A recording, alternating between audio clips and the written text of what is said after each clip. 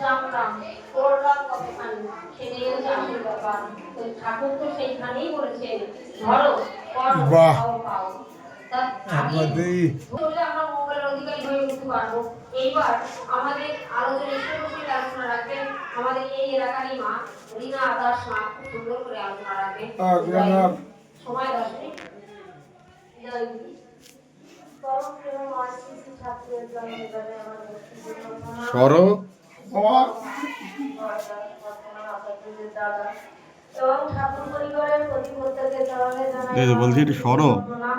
এখানে উপস্থিত কীর্তি দাদা এবং মায়েরা বড়দের চরণে জানাই আমার ভক্তিপূর্ণ প্রণাম। আয়োজন করেছেন আমরা স্থানীয় গুরু ভাইদের বা দূর থেকে অনেক মায়েরা দাদারা দাদারা এসেছেন।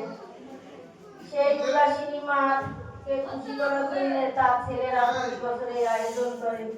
যত আয়োজনই করে মায়ের মন ভরে না, মার জন্য আরো চায় আরো চায়।